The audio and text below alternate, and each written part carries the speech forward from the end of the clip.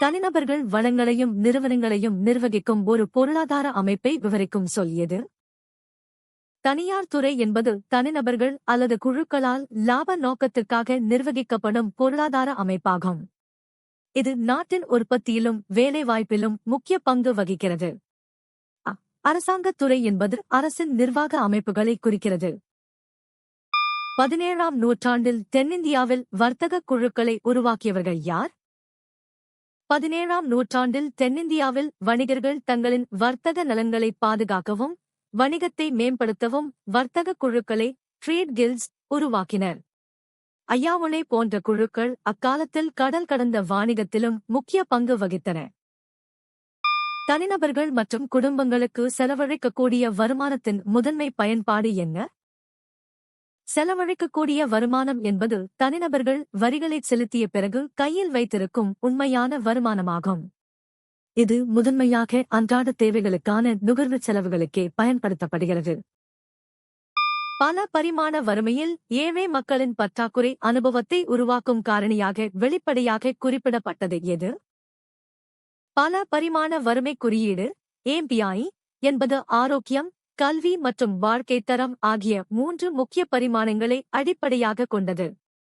இதில் ஆரோக்கியம் என்பது ஒரு மனிதனின் அடிப்படை தேவையாகவும் வறுமையின் நேரடி வெளிப்பாடாகவும் கருதப்படுகிறது. சரக்கு மற்றும் சேவை வரி GST எதன் மீது விதிக்கப்படுகிறது? GST என்பது பொருட்கள் மற்றும் சேவைகளின் உற்பத்தி, விற்பனை மற்றும் நுகர்வு ஆகிய ஒவ்வொரு கட்டத்திலும் விதிக்கப்படும் ஒரு பன்முறை வரியாகும். இது ஒரே நாடு, ஒரே சந்தை, ஒரே வரி என்ற இலக்கை அடைய உதவுகிறது.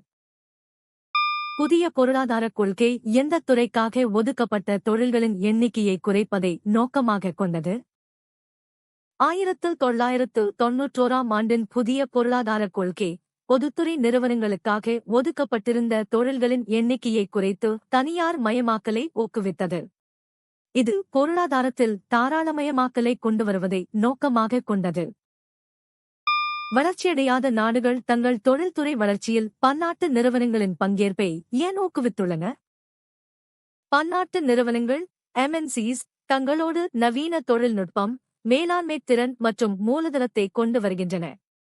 இது வளரும் நாடுகளின் தொழில்துறை வளர்ச்சியை விரைவுபடுத்தவும் உலக தரத்திலான உற்பத்தியை எட்டவும் உதவுகிறது. வாஸ்கோ ட காமா போர்ச்சுகலுக்கு திரும்பக் கொண்டு வந்த பொருட்களின் லாப வரம்பு பயணத்தின் செலவோடு ஒப்பிடுகையில் எவ்வளவு இருந்தது? 1499 இல் வாஸ்கோ ட காமா இந்தியாவிலிருந்து கொண்டு சென்ற மிளகு மற்றும் இதர வாசனைப் பொருட்கள் ஐரோப்பாவில் பெரும் வரவேற்பை பெற்றன. 2. அந்த பொருட்களின் விற்பனை மூலம் கிடைத்த லாபம் அவரது மொத்த பயணச் செலவை விட 60 மடங்கு அதிகமாக இருந்தது. உலகமயமாக்கலின் எந்த கட்டம் நவீன உலகமயமாக்கல் என்று விவரிக்கப்படுகிறது?